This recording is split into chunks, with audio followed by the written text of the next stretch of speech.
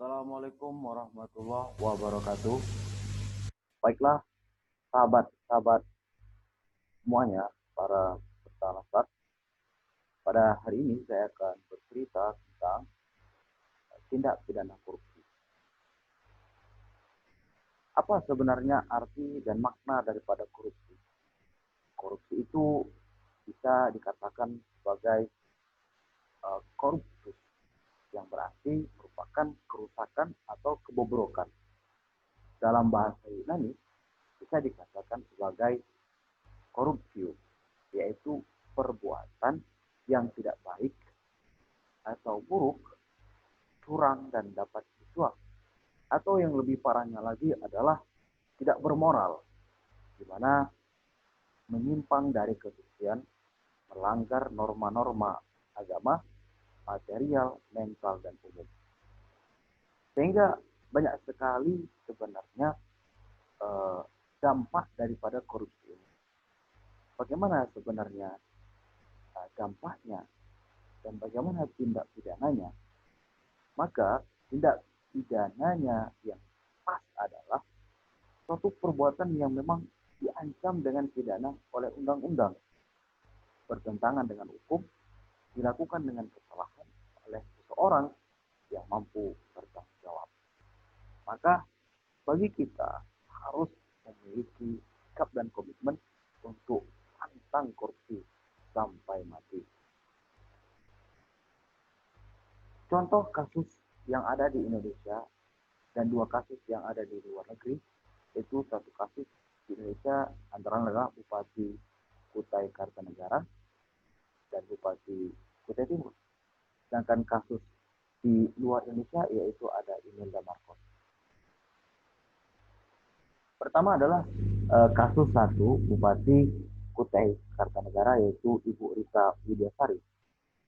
Kita lihat secara profil bahwa Bupati Kutai Kartanegara ini yang bernama Ibu Rita Widiasari yang lahir di Tenggarong dengan beragama Islam, di mana ia memiliki jabatan Bupati Kutai Kartanegara periode 2020 sampai 2015. Ia memiliki slogan, masih adakah kejujuran di kita?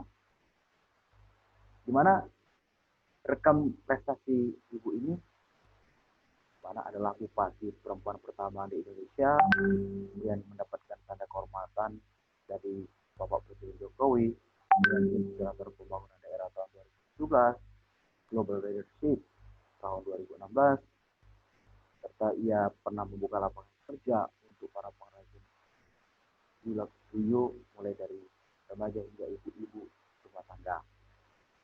Pada bidang pendidikan, Ibu Rita adalah pencetus program bahasa Inggris untuk semua warga Kutai Kartanegara.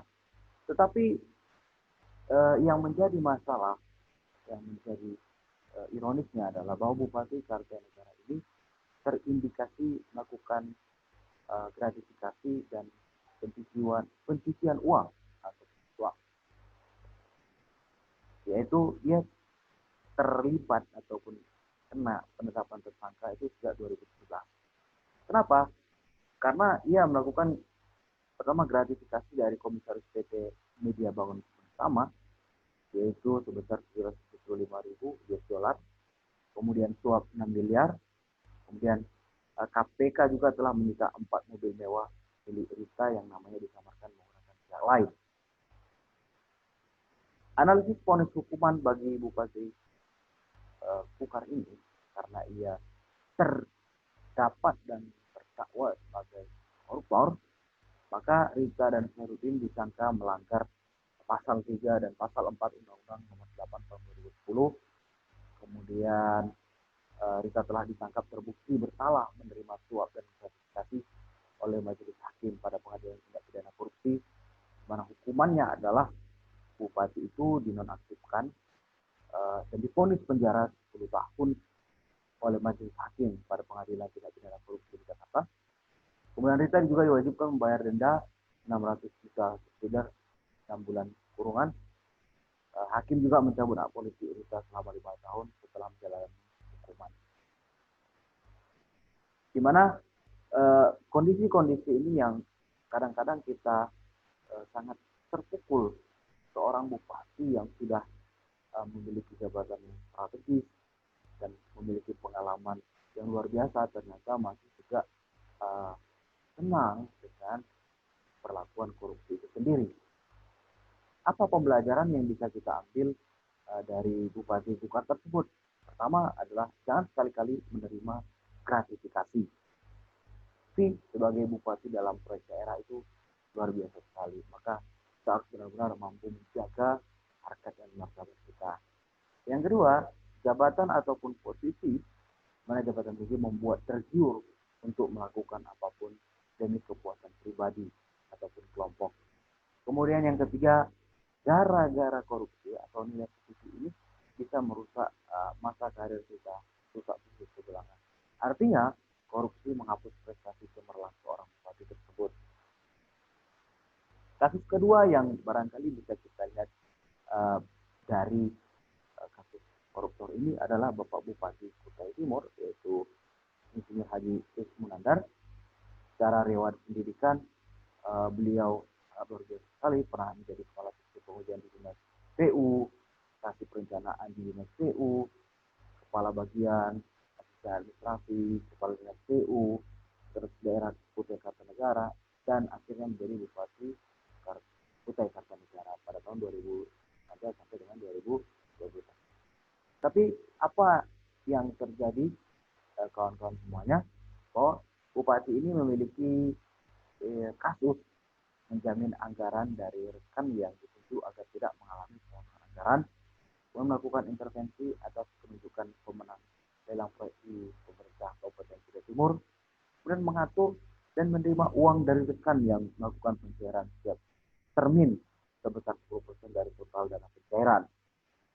Dan ia juga ketika sebagai kepala dinas PU di Kutai Timur mengatur pembagian jatah proyek bagi rekanan yang menjadi pemenang. Ini adalah menjadi pelajaran bagi kita bersama bahwa memang tindak korupsi ini sangat rentan ketika kita menjabat sebagai petinggi di suatu daerah ataupun pemimpin di suatu daerah. Banyak sekali berita-berita yang membahas tentang kasus Bupati Kutai Timur ini. Apa pelajaran yang bisa kita ambil? Pelajaran yang bisa kita ambil adalah bahwa terjadinya praktik korupsi juga dipengaruhi oleh adanya kekuasaan dan kesempatan yang disertai dengan minimnya integritas. Kemudian adanya nepotisme, tindakan seseorang yang memanfaatkan jabatan ataupun posisi untuk mengutamakan kepentingan keluarga menjadi awal daripada kasus korupsi di Bupati Kutai Kartanegara. Yang harus dilakukan untuk mencegah nepotisme adalah bersikap profesional, hindari family dan connection dalam pekerjaan yang bisa mengakibatkan kita terjerumus ke dalam korupsi itu sendiri. Kemudian perlu adanya pendidikan anti korupsi sejak dini, mengingat bibit-bibit korupsi ini sudah mengakar di Kabupaten Kutai Timur. Kemudian untuk satu kasus yang terjadi di luar negeri, yaitu Imelda Marcos, di mana Imelda Marcos ini adalah pernah sebagai Perdana Menteri dan ia melakukan kasus melakukan transaksi keuangan terlarang dengan LSM yang berbasis bisnis di era 1970-an hingga 1980-an, dan ia dituduh menggelapkan uang kas negara sampai 10 miliar. Di mana Imelda Marcos ini pernah juga sebagai Menteri Perumahan Rakyat dan Gubernur Manila tahun 78 hingga 81. Dan jabatan tertingginya ketika itu adalah sebagai istri mantan Presiden Ferdinand Marcos. Korupsi Imelda Marcos divonis bersalah atas tindakan kejahatan korupsi oleh Pengadilan Anti Korupsi di Sandi dan Bayan, Filipina. Marcos menghadapi total 7 dakwaan korupsi. Pengadilan memerintahkan Marcos menjalani hukuman 6 sampai 11 tahun untuk masing-masing dakwaan.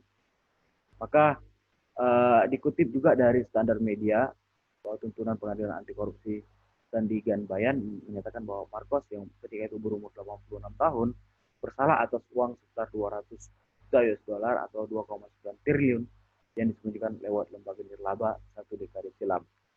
Total ada 7 kali transfer yang dilakukan ke rekening itu saat Marcos menjabat sebagai gubernur Milan. Lalu apa yang menjadi hukuman bagi Imelda Marcos? Ia akan menghadapi total 7 dakwaan korupsi dan pengadilan memerintahkan Marcos menjalani hukuman 6 sampai 11 tahun untuk masing-masing dakwaan. Maka apa yang barangkali pelajaran yang bisa kita petik adalah bahwa kita perlu menanamkan sikap anti korupsi dan penanaman nilai-nilai dasar undang-undang anti korupsi dan membangun jiwa integritas dan pendidikan anti korupsi melalui jalur pendidikan formal dan informal begitu sangat penting. Maka mari kita bangun negeri ini untuk tidak kita melakukan tindakan-tindakan yang mengarah kepada korupsi dan kita memiliki cita-cita bangun anti korupsi. Terima kasih. Pantun dari saya, jalan-jalan ke kota Bekasi hingga sebentar di ke warung nasi. Hari ini masih korupsi, malu sama istri. Siang hari ke tilang polwan, malam hari ke sempet taksi. Mari kita terus melawan sampai Indonesia bebas korupsi. Assalamualaikum warahmatullahi wabarakatuh.